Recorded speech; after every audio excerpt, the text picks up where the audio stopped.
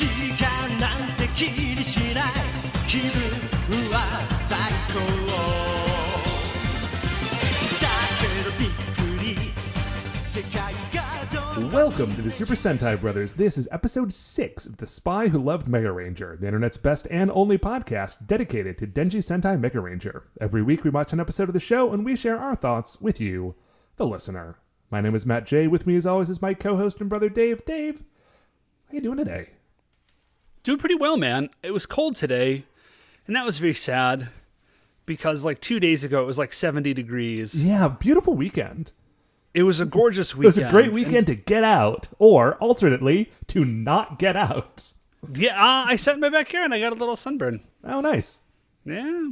I mean, so, on one hand, sunburns I mean, don't the sound sunburn nice, is not nice, but like, on the you know other what I'm hand, the saying. idea of being in the sun for long enough that would even be an option sounds Right, great. like that's pleasant. No, I it was actually pretty well, man. I actually did get out a little this weekend. I took the first walk that I've taken in like a month and a half. Oh, geez. I take a lot of walks. You also take a lot of walks. Well, I historically take a lot of walks. I have recently yes. dialed right, that back. But taking a walk up to the lake and back, because I live fairly close to a spot where I can get a visual angle on Lake Erie. Yours is way healthier than my walk because my walk is I live pretty close to a place where I can get a very nice croissant. So that's your view of the lake is probably Well, it is healthier on the balance. And I think I've talked about this in past years when I have here and there been the king of summer. When the beaches are open, I like to walk up to Edgewater Park, and there is a Honey Hunt ice cream stand. Oh yeah, that's damaging too. That's no good. I mean, I gotta walk a little further to get there, so I feel like it kind of balances itself out. Nah, it doesn't. I mean, you know, it's better than driving to the ice cream place. All right, it's better than driving to the ice cream shop. That's a good point. Anyway, Dave, you know what else is delicious, just like sweet, sweet ice cream? Or croissant. Is this episode of Denji Sentai Mega Ranger. Dave, it's It very is extremely good. Yeah, it is. It's real good. It's called episode 6. It's called We Did It, The Roaring Digitank. The hot streak that the show has been on has not let up. And hey, here's a quick spoiler. Like not a spoiler, but I have been watching ahead. I'm up to episode like 10 or 11. Oh dang, okay. Still rules extremely hard. All right, it's good to know. A lot I'm to look looking forward to it. in the next couple of weeks. And a lot to look forward to this week, Dave. But of course, before we get to that, as always, we have our officially award-winning opening segment. Dave, shining in the heavens, there are 5 stars. What is our first star of the week? First star of the week, man, as it is now and forever, and I think always has been, it's Isolation Update. Isolation Update.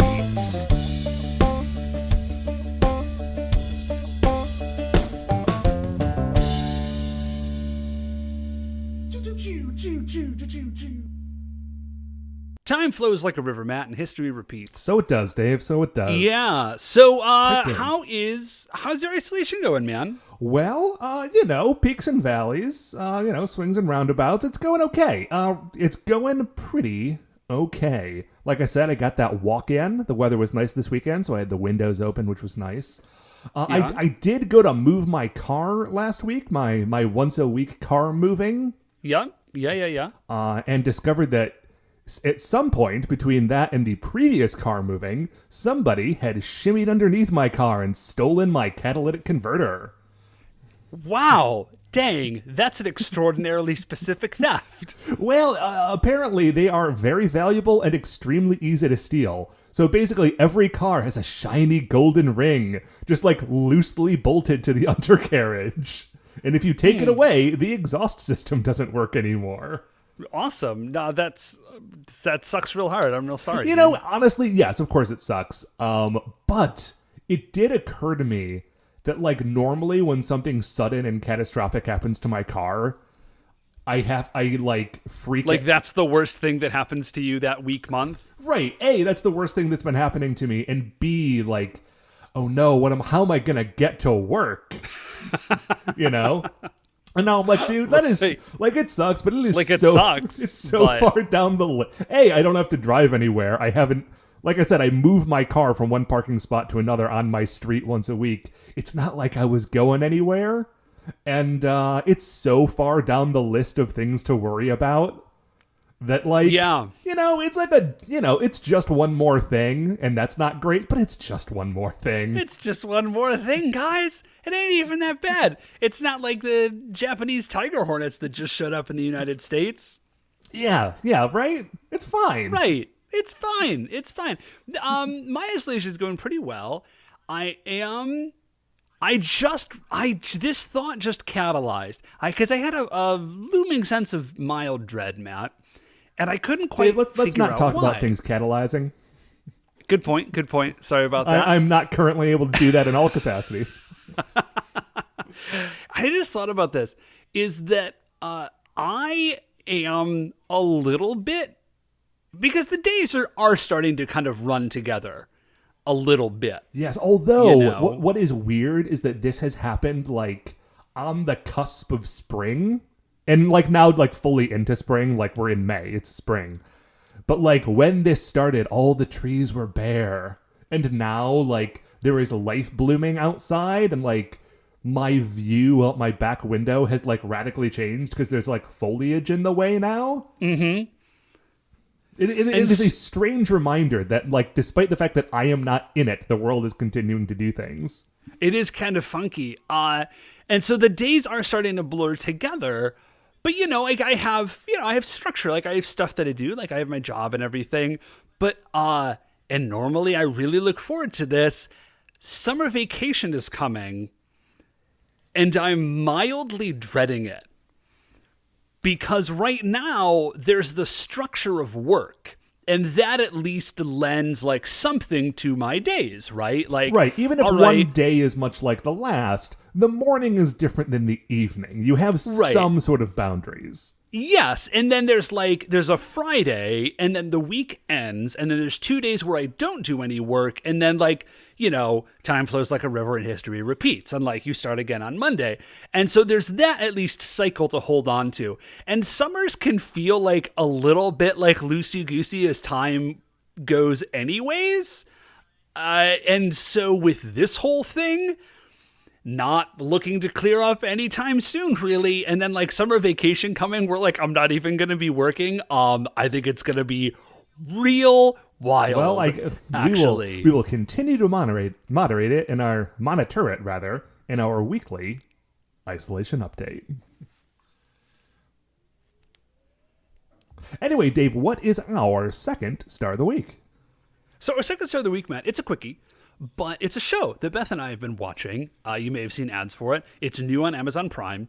And I was a little bit hesitant to engage with it because despite the fact that I do order a lot of things from them, Amazon is, of course, like a monstrous megacorp. Oh, sure. And so I was a little bit I don't know about this show. But it was written and created by Greg Daniels, who has done a lot of other great television. Dave, what other television has he done? Because I cannot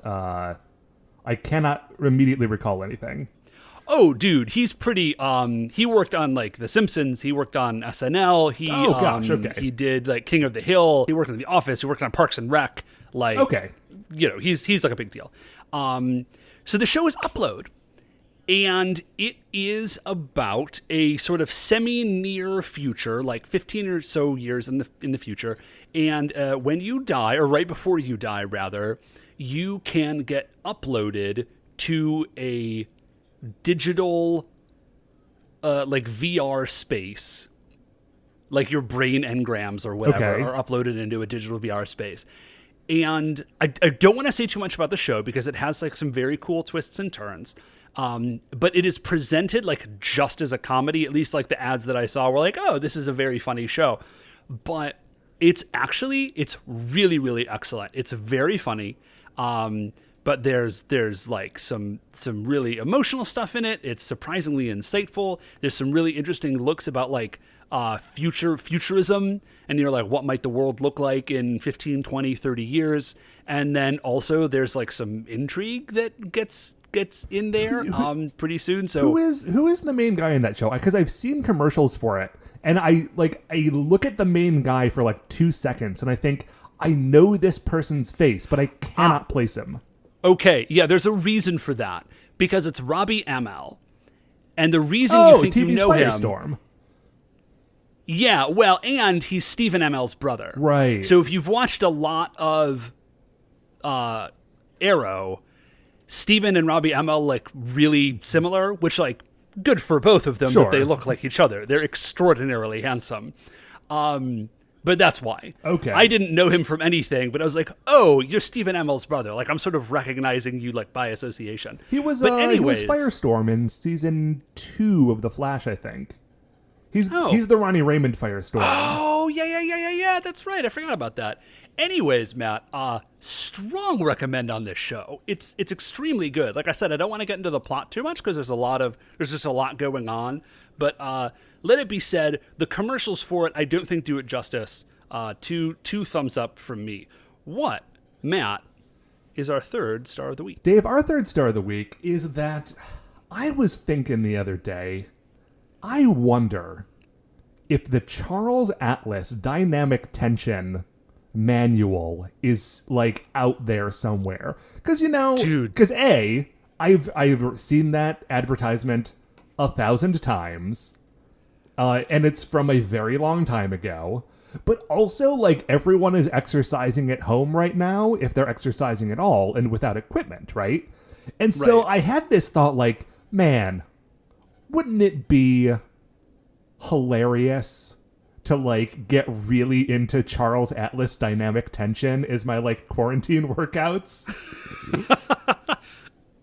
I discovered that Charles Atlas Limited, the company that like owns the name and rights to the original work, still exists and still sells it for like significantly Like way more dollars money than you you think. would think for something that is that like old and basic. I mean, they're really just going off the name, I think, and also like you can definitely find a PDF of his original thing. I'm sure that they have updated it since then to some degree. That's not necessarily true. And they're also selling it for like a weirdly specific amount. It's like $53. Huh. That is weird. But so did you go for it? Are you going to become a master of dynamic tension and like finally put on weight and stand up to Finally get a broad, Steve. powerful chest? Right, Steve, who like kicks sand in your face at the beach? No, Dave, I don't think I'm going to become the hero of the beach this year. Again, not going to the beach. That's very important Good right point. now. It would be a lot of wasted It effort. would be such a wasted effort to become the hero of the beach and then not be able to show it off. But I did find a PDF of what must be an original or old version. And dude, this thing reads like Charles Atlas thought he was writing the Muscles Bible. Because are you familiar with the character Flex Mentallo from Doom Patrol? Yeah, like The master of muscle mystery? Yes. The man who flexed so hard that he turned the Pentagon into a circle for a moment? Love it. Anyway, like, it's... Flex Mentallo is like this weird metaphysical thingy that's hard to describe, but it's all based on the Charles Atlas thing. And reading this Charles Atlas manual, you can 100% understand where it came from. Because it says stuff like, okay, I wrote some of this stuff down. Remember, this bit is in all caps. Remember, all evil habits may be destroyed by the person who really desires to conquer them. Love it. Therefore, your desire for health, strength, increased personal power, and physical magnetism must from now on be greater than your desire to continue in the old way. That's a very good piece of advice, though. Yeah, but dude, it's filled with a lot of other stuff that is not great advice.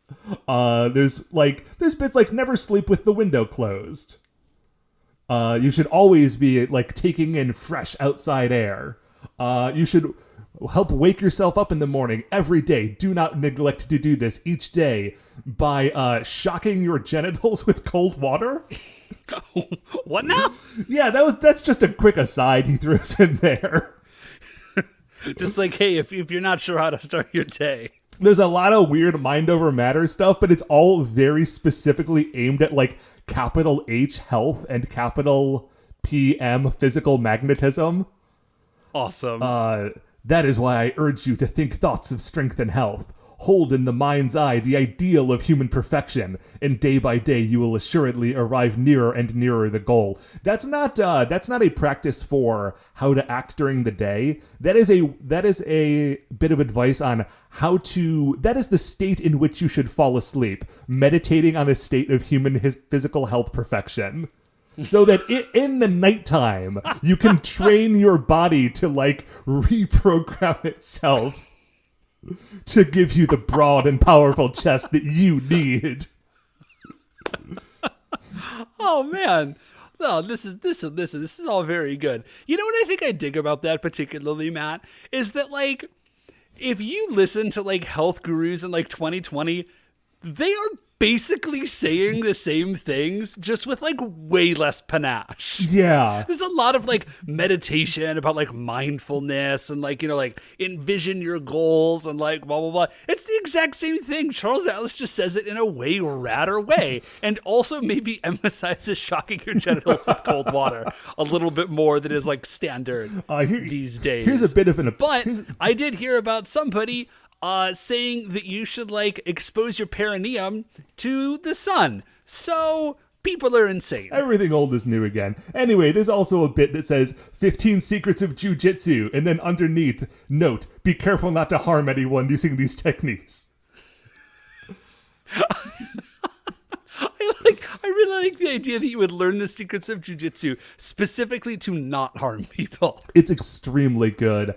I recommend flipping through. It's written as like a series of letters from him to you, because like originally you would write away to the company and you would get like the first bit. They would be like, yes, this is how to wake up in the morning, and like throw your arms open wide to expand your chest, because the chest is very important to him, Dave. He's the most perfectly developed man. He's the world's most perfectly physically developed man, yeah.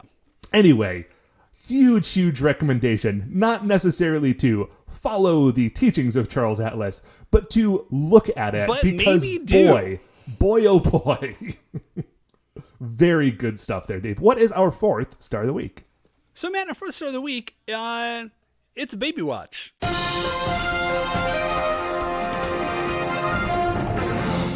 We interrupt your regular broadcast of the Super Sentai Brothers to bring you a breaking news update. Baby Watch. So it's not really a Baby Watch anymore, I guess. I should say, Sugar Bean, I had called her baby, and she was like, "Hey, like, don't call me baby anymore." We've gone over this, Dave. Yeah, this is the next stage, Matt. Okay. I said, I apologize. And I was like, oh, I'm sorry. And then I explained, like, this is why I call you baby. Because, like, you used to be a little baby, and I just called you this. And then, like, a day or two later, I just called her baby again. And I was trying not to, because she had said, like, please don't do that. And she said, it's okay. Like, you can call me baby. And I was like, oh, and my heart melted a little bit. Anyways, so this is a quickie, but Bunny Bear he is not sleeping through the night all the way yet. But we told him, we were like, listen, like, my wife Beth just came up with this. She said, listen, if you can stay in your bed the whole night, and at no point does a grown-up like lie down and like go to sleep with you for the rest of the night. Like, if you need something, you can wake up and call us, and that's fine. We'll come and help you. But like, no one is asleep and nobody sleeps in your bed, then in the morning, like, we will go to the special treat store, which is where I get croissants. They're on my walk, and we will get a chocolate croissant for breakfast, and like, you can have that for breakfast. And he was like, whoa. He was completely blown away. Huge deal. And then went through like a series of questions with Beth. Was like, all right, well, if somebody lies down with like me when I'm going, like, terms. Yeah, he's like, if somebody lies down with me while I'm going to bed, but then they get up, do I still get a chocolate croissant? She's like, yes. He's like, okay, well, what if I wake up and I call and somebody comes and helps me? And then I go back to sleep. She's like, yes, you're still good. And he was like, okay, cool. And so he did. And then he did it in another night in a row. And he was like, chocolate croissant again, right? We were like, well, we didn't specify not. So yes. And then, so now we've dangerous upped it. precedent. We're like, you got to do 2 nights in a row. So so now he's leveled up. So now he's got to start grinding that sleep experience. He's got to start grinding that sleep experience to get those chocolate croissants. But yeah, dude, the first day he did, like, we made a really big deal out of it, because that's what you do with little kids. We made a really big deal out of it. We went, we got the croissant. It was the nice day, so we set up a little table outside. And we put like flowers, and Beth and I got some stuff. And then for Sugar Bee, we got her like a regular croissant, because you cannot give something to one twin and not the other. We're like, you don't get a chocolate one because you did not do the thing, but you get a regular croissant, and then Buddy Bear gets a chocolate croissant. So now that's another dangerous precedent, Dave, because if they each have the like opening to get the chocolate one, and the other one knows that like they're gonna get a regular one, then they can just like trade off. Yeah, they could theoretically just like bounce off each other. I don't think they're pretty clever. I don't think they're quite that manipulative. But who knows? Maybe I'm underselling them. Anyways, I was just really proud of him. He did a great job. That's awesome. What, Matt, is our 5th star of the week? 5th star of the week, Dave, is comics are good. So comics they were good 6 months ago. I don't know if they're any good now. I assume they are. They're not even coming out right now, man. But 6 months ago, the stuff that is now hitting the Marvel Unlimited and DC Universe apps are very good. It's extremely good. Hold up real quickly, Matt. You said stuff is not coming out right now? No, Dave, there's sort of a thing going on. Well, I think, I know that a lot of that work is happening digitally and possibly remotely, so I thought maybe work was still happening. I don't know. No, they have paused the like printing and delivery of comics for a bit. For the foreseeable future. Yeah. No, I dig it. Yeah, man, the stuff that was coming out and is kind of just hitting Marvel Unlimited now, which is here's your old comics update. It's extremely good. I guess Apocalypse is like a wizard now or something, but he changed his name and he's not Apocalypse. His name is like some weird unpronounceable sigil. Well, I mean, it's not pronounceable to us, Dave, because it's written in the mutant language that Cypher developed during the Powers of X run. Yeah, so that's all crazy good. And also, Avengers is super good. Johnny Blaze is the king of hell, but like Mephisto's trying to get back in Dave, there. Let's swing back to Apocalypse for a sec, because the big problem with Apocalypse changing his name, listen, he can do whatever he wants. That's fine. The problem is that the size and shape of the letters in his new name are not the same size and shape of regular letters. It's in like a different font and different font size. It's like if you copy paste text from like one document into another and realize that one of them is like 40 points of font larger than the other, you need to like resize the whole thing and it gets all like weird and formatted funky. That's what happens every time they say that character's name now, and it's very frustrating. So some other stuff hit last week, which was some of the old Lee Kirby horror comics. Like the weird, not like horror necessarily, but sort of like Twilight Zone-y ones. Yeah, the sort of like the pre-superhero Marvel comics that were a lot more like EC comics. Yeah, and so there was one, and this one is called like Journey into Fear, I think. And if the format for these comics is that there's always like 5 or 6 short stories. And in one of the issues, like the first story was about this dude who transfers his brain into a gorilla body and how that goes poorly for him. And then there's like 2 or 3 stories. And then the 4th story is about the same gorilla man. And the opening of the story is like, you've thrilled to the stories of the gorilla man in the past. Like in the like earlier this issue. You mean like 10 pages ago, Stan? Yeah, I remember. Dude, I love those like old weird Twilight story horror. Like I'll binge on those all day. I think they're amazing. They're great, which is weird because I'm not a big horror guy, but like in that particular context, I think it's great. Yeah, no, I'm totally with you. I don't like horror stuff, but those, because they're not horror, they're like weird supernatural suspensey. I've said Twilight Zone 3 times now, but yeah. No, they're great. So anyways, I don't know, man. We're scraping the bottom of the barrel here, guys. There's really not a lot going on. Yeah, I could tell you about how I tried to start playing the new Monster Hunter game because I heard it was less impenetrable. And my be it man, I bet it's not. My one night review of playing it is that it is definitely less impenetrable, but it's not it's difficult to penetrate, Dave. I feel like I was slipping into some double negatives there. Still quite a difficult game. I feel like I had other comic book things to talk about. Captain America's still very good. What I especially love about the current Ta-Nehisi Coates Captain America run is that I was recently reading through a huge chunk of Mark Gruenwald's Captain America run.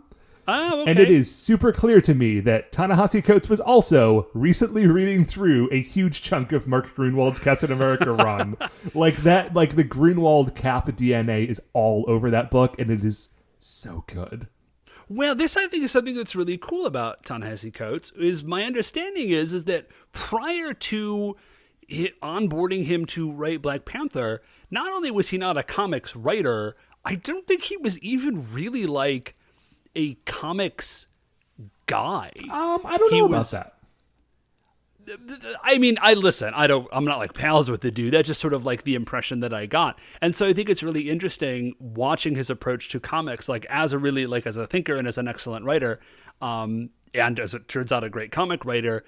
That's really interesting to hear you say about Cap, because my guess is that he probably did just go back and read like a gajillion issues of Captain America to prepare to then write Captain America. Like that's the thing that you would do. And he probably... Yeah. And if you're going to read a gajillion issues of Captain America, you should probably read Grunwald. Those are real good ones to read. You know what else is a real great thing to not read? I don't know, man. I'm not as good at this as you are. It's another great thing to really dig into and explore the space. Episode 6 of Denji Sentai Mega Ranger. As I said before, it is called We Did It, The Roaring Digitank. Written by Junki Takagami. Original air date was March 21st, 1997. We're going to take a break. We're going to watch the show. I'm going to watch it on shoutfactory.tv. You could also watch it on the DVDs if you have them. And I recommend that you do, because as previously stated, Mega Ranger, killing it. Anyway, we'll be right back.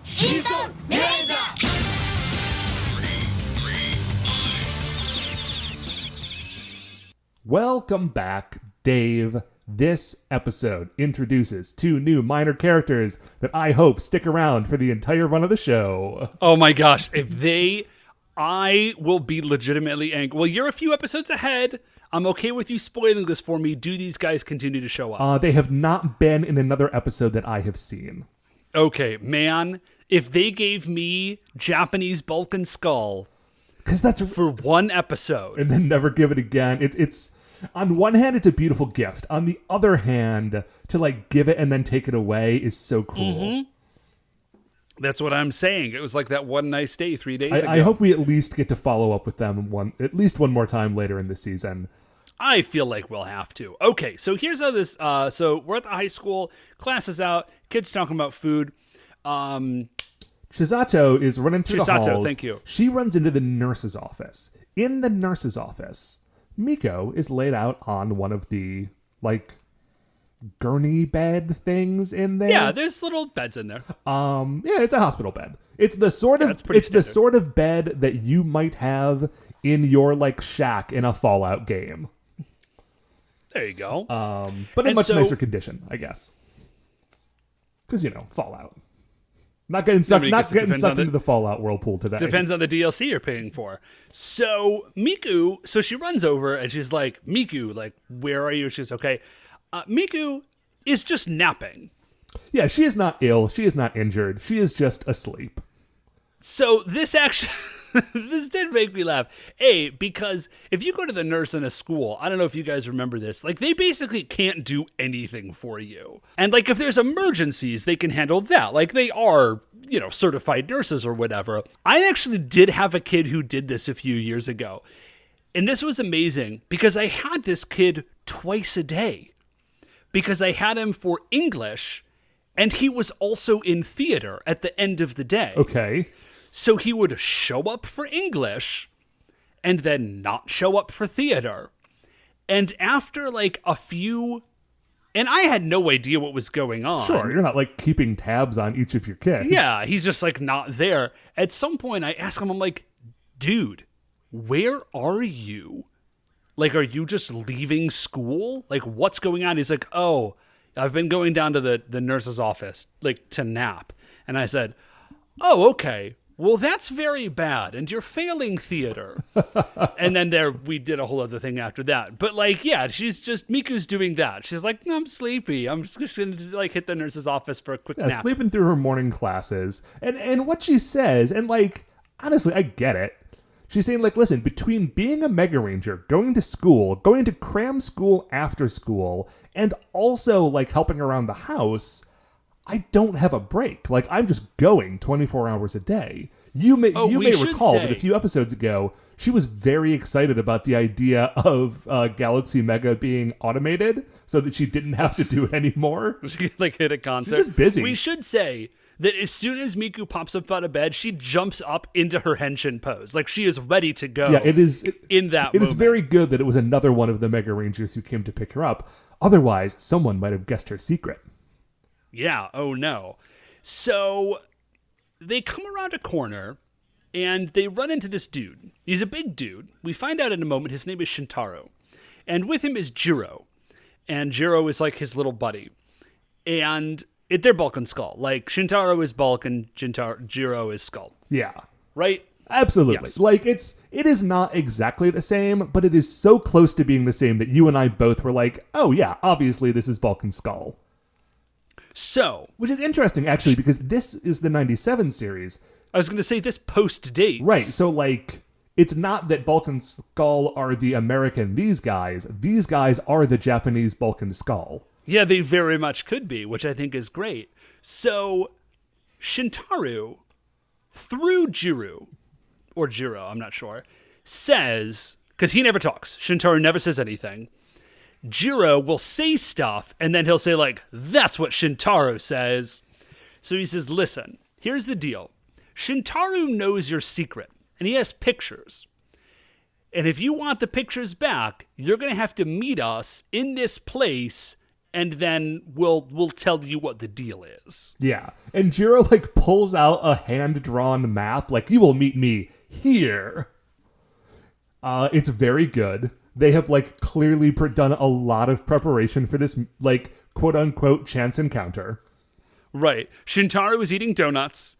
This is going to become a theme with Shintaro. He is not just... that dude... That's the thing. Shintaro is not eating a donut. Shintaro is eating a bag of donuts. Shintaro has a bed. Shintaro stays eating donuts, all right? Yes. Like, this dude never does not have a donut in his mouth. It's amazing.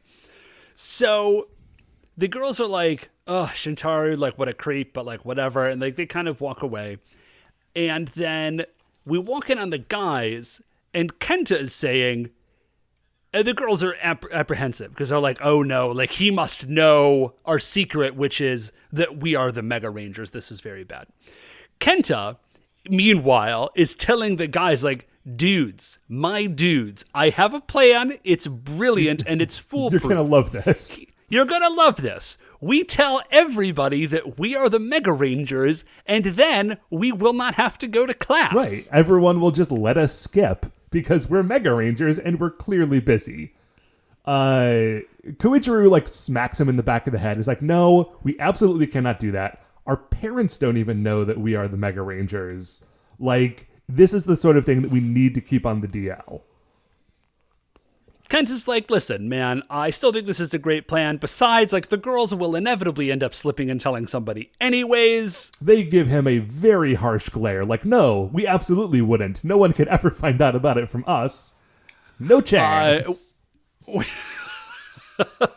We go from there. Miku and Chisato are talking, and Miku's like, "Listen, this is my problem.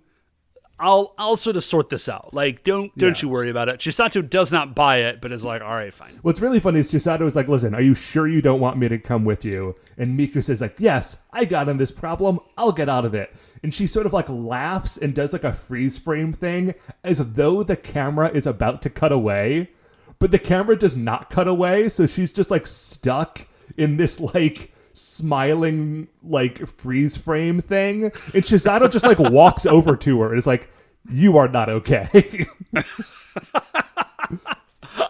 I really like the relationship between Miku and Chisato. So we go from there, twist, over to the twist. Is it the Nezare dimension? Is that where they live? Or is it just the twist dimension? Well, I think Nezare means twisty in Japanese. Or rather, the longer word that I keep forgetting means twisty or something like that. Like, Nezare is like a... It's like a... It's like a little It's like pun, a contraction right, or something. Yeah, Okay. It's a pun on whatever the Japanese word for twisty is. Twisty. And I think that it's... Although there is a Z in it, I think it's probably pronounced more of a J.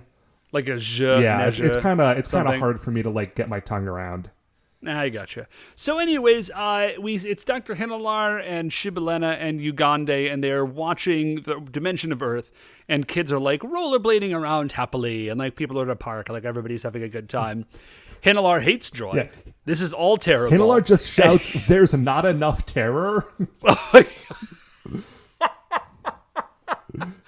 I love the straightforwardness of Sentai villains. Like, no, happiness is bad. There's just not enough evil here. And he's like, "Listen, there's not enough terror. These people are too happy. I'm just going to need y'all to get out there and just start messing things up. Like, I kind of don't care how you do it. Just Right. like, see what we're seeing here, all of this like happiness and joy.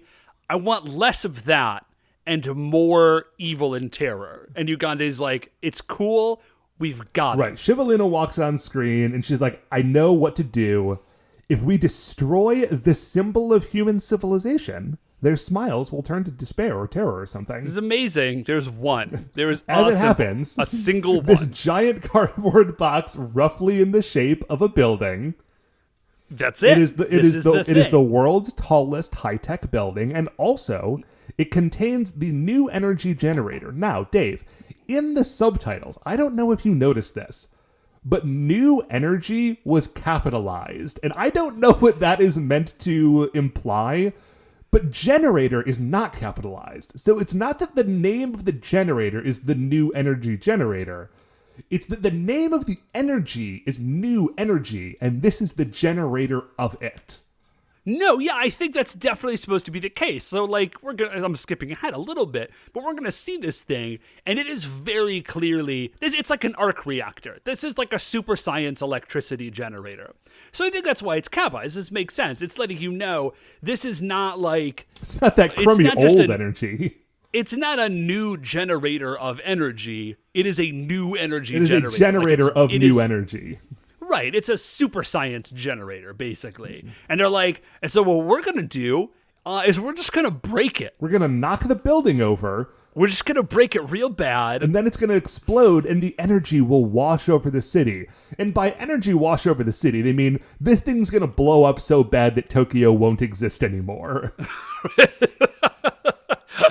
This is going to experience like a critical mass event, and it's going to explode. Before we cut away from this scene, before we cut away from the like footage of the happy children, we see a girl, Dave, and she is holding a toy that I immediately recognized and had not thought of in probably 20 years.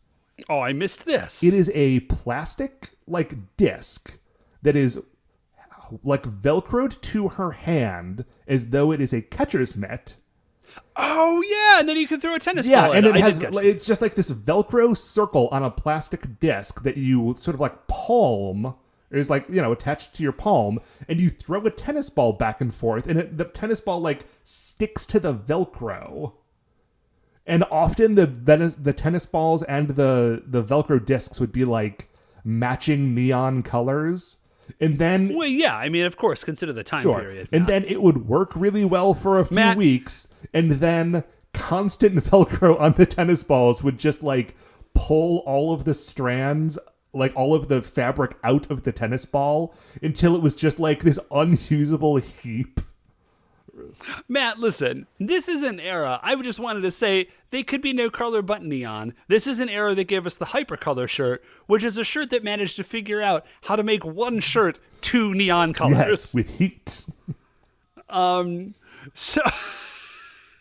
So anyways. The colors, so I know Dave. from Not there- just regular colors. They were hypercolors. I feel like that technology could loop back around.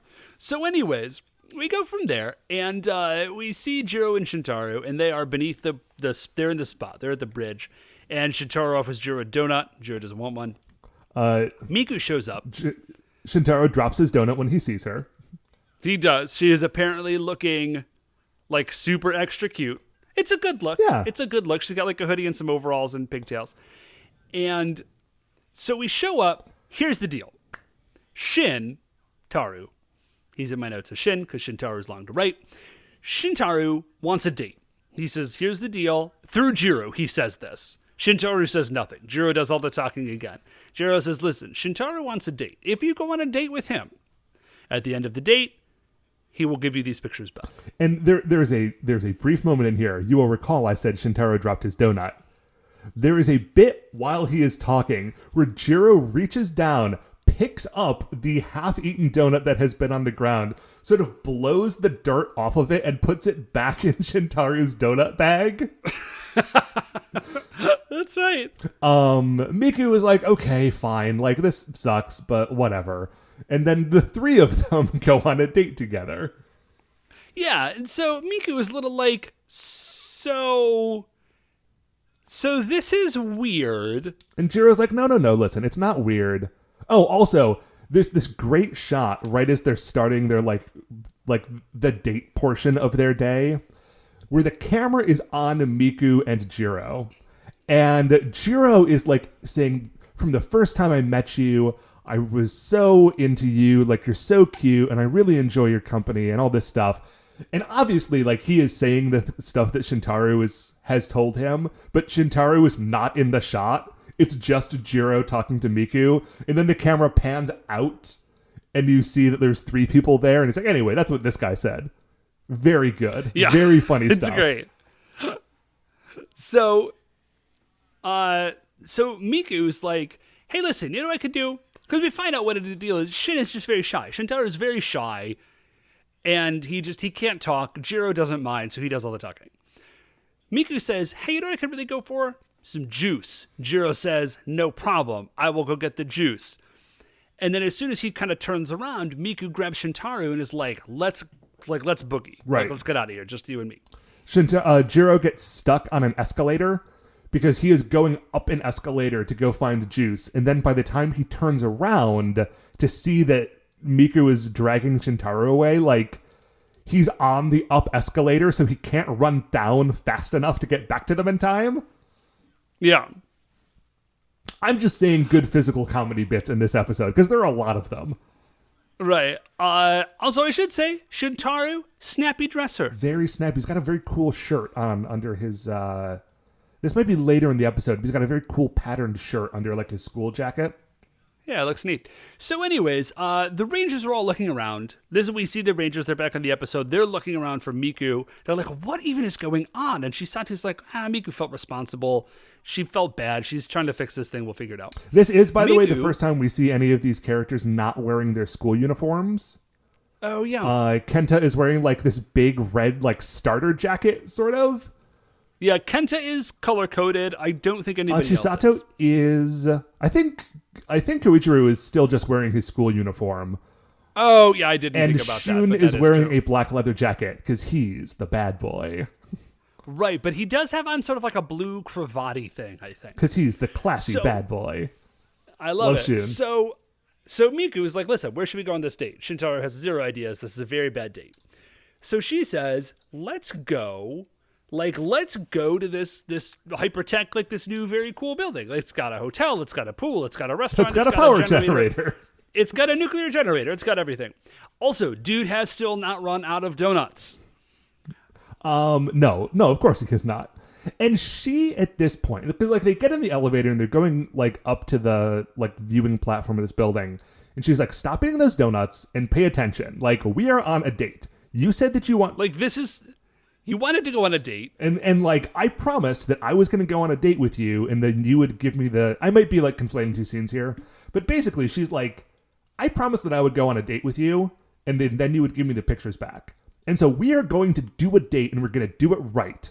So like I promised you a thing, and you can't like ignore that I'm doing the thing that you asked for. I think it's the existence of the date in this episode is a little hard to like nail down, but I think that's kind of what it is. Yeah, and then also I think Miku seems, she gives off a vibe like she was not thrilled about being strong-armed into this date, but like does not actually like dislike Shintaro. Right, she's not interested in him, but like they're spending time together and she is determined to have a good time. Right. So then we see this week's elephant. It is an elephant. I mean, it is this week's elephant. That's true. There have been other elephants. There haven't been other ones. So it's this week's Nezare. It's Elephant Nezare. He's a big elephant man. One of his arms has like a spirally tusk, which is kind of wild. It's weird because he's got his two regular tusks, and then one of his arms is also a tusk. Yeah, I took me a second to like figure out like what his look was supposed to be. His trunk has like weird armor on it. He's got like a face scar, big earrings. And he's got some big earrings. I like the earrings. That's a cool look. And his plan to destroy the building, it's very good. He just kind of headbutts it and then knocks it over. Like that's what he's going to do. He's just going to push. Just extremely hard. He's going to push very, very hard with his head, and that will knock over an entire... Well, he's got a big monster head, Dave. Well, it does... Listen, to his credit, it does work. The building starts to tip over. We go inside. People are freaking out. Somebody drops their plate of spaghetti. Yeah. Shin finally says something, and what he says is, watch out! And he saves Miku. And Miku's like, oh, you saved me. And you can talk. That's nice. That's both nice. He kind of smiles, and then immediately, like, a piece of plaster from the ceiling, like, drops and just conks him on the head and immediately knocks him out. And Miku's like, ooh, okay, well, that is bad. But now that he is out, I can henshin and superhero our way out of this. And she's about to do that, but Shin wakes up. And now remember, so Miku apparently is not totally sure that the secret he's talking about is that she's a Mega Ranger. Right, she suspects that it is, because that is her big secret. But until she has seen the pictures, she doesn't know that that's what Shintaro has been on about, so she can't let it slip in case... Because then he would definitely know. Like, right now, there's a chance he knows, but she doesn't want to, like, make that a sure thing. Right. So she doesn't. They kind of start running around. We go back to the ground. The Rangers are looking. And Chisato, Mega Yellow, is like, oh, I know. I'll use my digital camera to, like, search for them, which really seems like it should be a Mega Black move. You know, but hey, as this show progresses, there is a sort of, like... There's a lot of bleed between what these different abilities are and do. Like, again, I'm a few episodes ahead, and, like, it turns out that TVs and cameras and satellites and cell phones are all kind of the same thing. So they find Miku and Shin. They know where they are. They don't, like, see them, but she locates them. And then Miku and Shin are just sort of running around. They're trying to get out. They're looking for a place to go, and they go through an open door, and now behind the open door, it's the new energy generator. Is this reactor that can go critical and explode the entire city? And you know it's going to, because there are big flashing lights and things that say caution and danger. Yeah. So and then they get trapped. Like the door is locked behind them. So The It other only locks you. Anybody's allowed to go in to see the reactor. but you can't get out. That's fine. You're not allowed to leave. So down on the ground outside the building, the other four, I think Koichiro is like, yes, we will get Galaxy Mega and save them. And Shun says, that's very dumb. Galaxy Mega is huge, and that building is precariously tipped over. Like, we can't use something that big to get in there without, like, making more of a mess. Yeah. So, And they're like, well, what are we going to do? well, turns out Dr. Kubota has something. Dr. Kubota and Tall Steve have something lined up for this. He's like, listen, we have a secret weapon. This is Dr. Kubota. He says, we have a secret weapon. Different It is secret the weapon than ultimate- last week. It's even better. It's not better. It's not nearly as good as Galaxy Mega, but it is cool. He says it's the ultimate rescue vehicle, the Digitank. And so Tall Steve hits some stuff on his computer, and the Digitank launches out of the megaship. The megaship is like come down into atmosphere. Yeah. The Digitank basically is an armored. It's an APC. It's an armored personnel carrier. Yeah, but it also has like a It's got a big grabby arm. like a on the front. backhoe claw hook sort of thing. Yeah. You know what it is? It's like a backhoe arm, but with like one of those toy grabber claws. Yeah, a You had when you backhoe were a claw kid? hook. Yeah, by the way, Matt, I was in upwards of 2 months ago, apparently, because it's been 2 months since all this started. I was in a Books A Million with the kids, and they got a little toy section, because like Books A Million is like 1/3 calendars. It's like 25% calendars, 25% books, 25% toys, 25% like movie memorabilia. Yeah, that's how Barnes and Noble is too now, and that's how Borders was trending when it closed down. Anyways, they did have the grabby claws. Oh, sure and they do. They did, and they were identical. They were the same colors. They had the same art. Like they had not, like this factory has not produced a different thing since you and I were children. Dave, that It is identical. that company is called Toysmith, and they make all that junk. Love it. They make the bouncing balls that have that are full of like water and glitter and like red and blue lights that flash. Yep, those things are great. They make, oh gosh, because we used to sell Toysmith stuff at Borders too. There's just like this plexiglass cube full of like smaller cubes, and each of those smaller cubes is full of like one of those crummy Toysmith toys. Got it. I did love the grabby arm though. Yeah, man. Anyways, so they're on I should say, so Mega Black and Mega Blue say, you guys go. You, Red and Yellow, you guys go. We will hang back here to fight Elephant Nezure and the Dorodoros, or whatever they're called. You guys go find Miku. We find out that the generator is apparently on the 47th floor. Sure, it's right next Which to the aside, restaurant. it's aside from like everything else, seems like a bizarre spot to have it. But there it is. So okay. Elephant Nezure has been trying to knock the building over by smashing his head into it and pushing it. The Digitank Which gets into the working fairly building well. by just driving straight at it and crashing through the wall, which somehow does nothing to the stability of the building,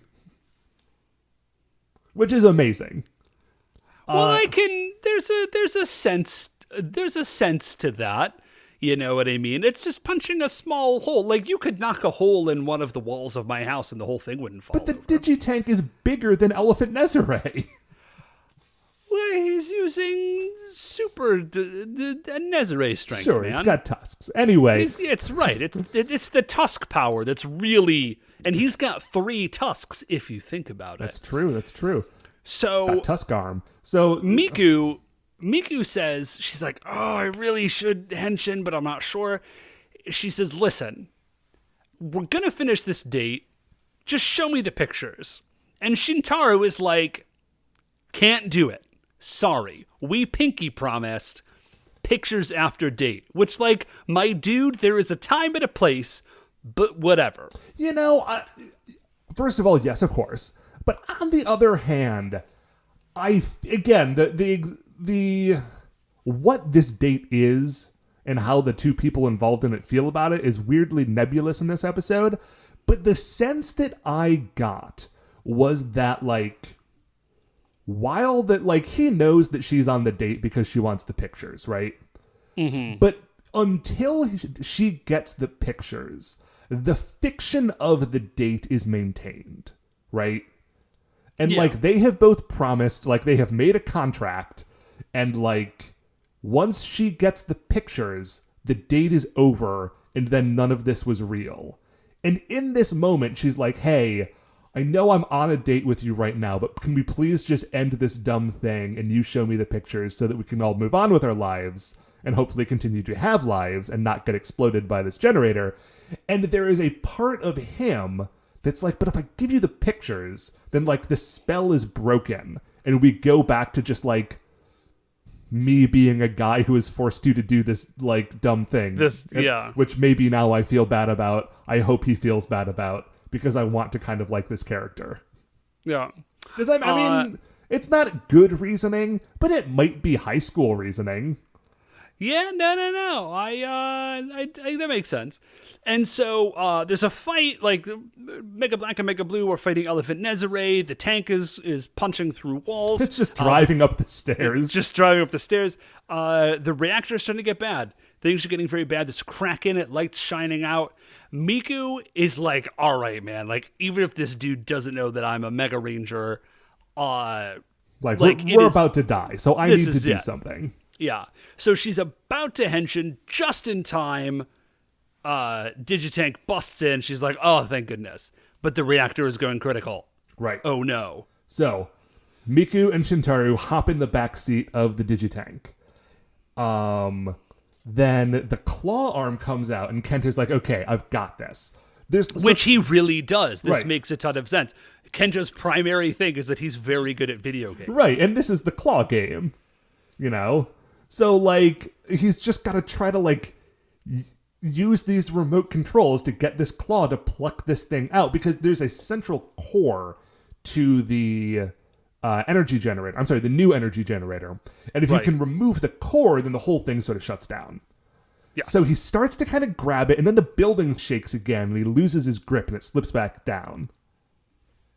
And of course, the building is shaking because downstairs, Elephant Nezare has hit it again. Right. There's a little bit more of a fight. Shin passes out from the excitement. Dude cannot handle it. Yeah.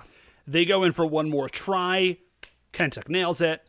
And they're like, quick, use freeze blow, which appears to be like a little bit of water dribbles down from the claw. And I think maybe the lighting is bad and that you're supposed to see like a burst of air and like condensation hitting it, but you don't see any of that. Right, it's real dark.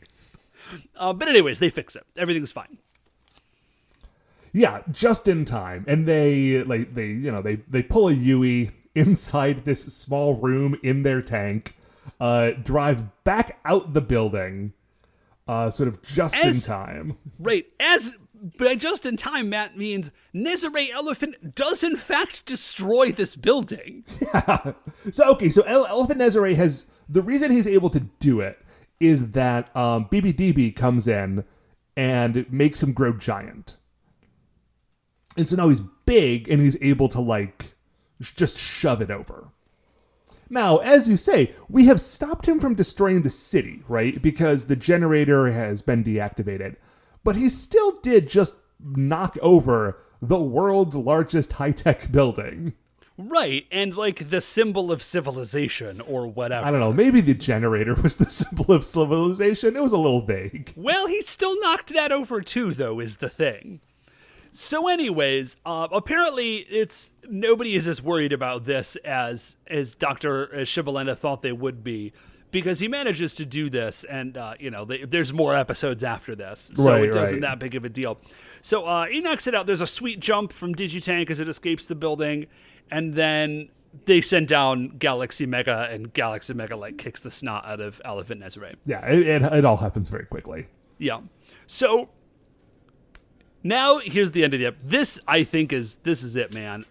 So they're up on the roof, Miku, Injiro, and Shintaro. I mean, the other four are also there, but they are hiding around a corner eavesdropping. And Miku gets the pics. And the pics are her sleeping. Like, they're just proof that she goes and takes naps when she's supposed to be at school. Right. Which is so, like, it's so, like, delightful and cheerfully innocent. I love it. Yeah. It's it de-escalates the whole thing very nicely, except for the implication that like Shintaro is like following her around and watching her sleep, and that's not great now that I'm talking about it. Not a great look, Shin, but so he's got a huge bouquet, and he says it with his own voice. Yes, he like pushes Jiro great. aside, and he says, "Will you go out with me? Like, I really like you a lot." And Miku, very sweetly, she sort of like sidesteps the bouquet. She bows and she says, "Listen, like, I'm really flattered, but I like somebody else. I'm very sorry, but like I have to decline." Jiro consoles his big buddy. It's a great bro moment. When you say he consoles his big buddy, you mean he grabs tightly onto Shintaro as Shintaro moves to jump off the roof in the background of the scene. Oh, jeez. I was paying attention to the other stuff. I did not. I had to rewind it because I did think that it was just like a consoling bro hug, but it is like he is actively restraining him from throwing his leg like over the railing.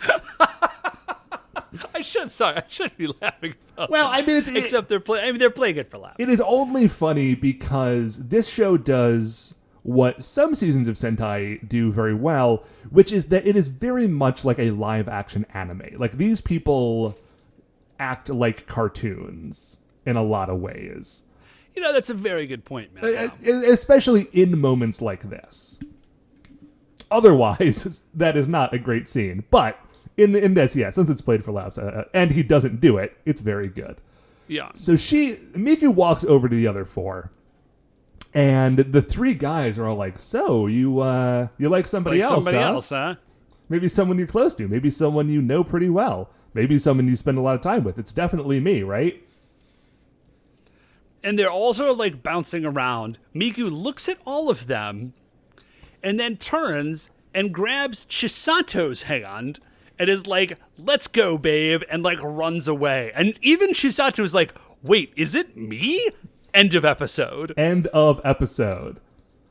Very good. This is the end of this episode, Dave. It is not the end of a new streak of episodes in which everyone either wants to date Chisato or is worried. Wait, Miku or Chisato? Chisato. Everyone wants to date Chisato for the next couple really? of episodes. Like, or people are like worried that she is the object of somebody's affection. Amazing. This kicks it all off. It's very good. Love these two together. Yeah, dude, great episode. Okay. So, that's not all for our episode, Matt, No. because First, we need to determine where Elephant Nezare lands in the Creature Royale. So, the only other elephant-themed monster I could think of is Space-Time Mammoth, and he's number 6, and Elephant Nezare is not there. Elephant Nezare is... Listen, we have been... And I don't want to keep harping on the fact that, like, I have watched ahead in this show. We have been kind of rough on a lot of the Monsters of the Week thus far, because they've been pretty forgettable.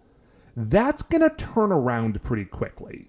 Okay. We're really about to glad get a hear couple of that. really good ones, but this is not one of them. This is a dude with one more tusk than he should have who pushes over a building. Like, Yeah, well, okay, so, I mean, Rhino Nezare's spot 169, we're not going to, but you could almost just put them in the same spot. Like, there's Rhino Nezare and Elephant Nezare. right. They are large mammal Nezare. Right. They run like, at you and try to smush, and that's basically it. Like, that's kind of what they got going on. I think I like Rhino Nezare's look a little bit better. Yeah, maybe. Okay. No, he looks cool. He's like a Pokemon, man. Okay. I would say I like Elephant Nezare better than Stingray Nezare. Not as much as Rhino Nezare. It's a tight grouping, folks. It's a real tight grouping. I would say Elephant Nezare is let's put him right in the middle, man. Okay. So he's better than Baradrill. He's not as good as Jet Fighter Dimension. So that drops him in at our new number 171. Like I said, some good stuff coming up soon, so do not despair of that. I'm excited about it, because a good monster really, I think, makes the show in a lot of ways. Absolutely. And you know who else makes the show, Dave? We do. Every Aw. week. I mean, that's we do. We make the show. Yeah, I mean, we make We're this making show it right yeah, now. definitely. And Mark, too. And that's going to do it for another episode of the show that we make, The Spy Who Loved Mega Ranger. Before we finish up here, I would like to remind you all that you can email the show at supersentaibrothers@gmail.com. You want to get any updates on future episodes of the show or check out what we're talking about on Twitter, we are at Super Sentai Bros. If you like the show, please remember that shining in the iTunes review section, there are 5 stars. You can rate and review us on the podcast app of your choice, or just tell a friend. That's also cool. Probably cooler, honestly. I mean, I don't get to, like, read about it if you just tell a friend, but I'll know. Somehow. Anyway, the Super Sentai Brothers are a production of Retrograde Orbit Radio. If you would like to listen to any of the other great Retrograde Orbit Radio shows, you can do that all at retrogradeorbitradio.com. Once again, we are the Super Sentai Brothers. I'm Matt. I'm Dave. And we'll see you next week for the greatest show on Earth.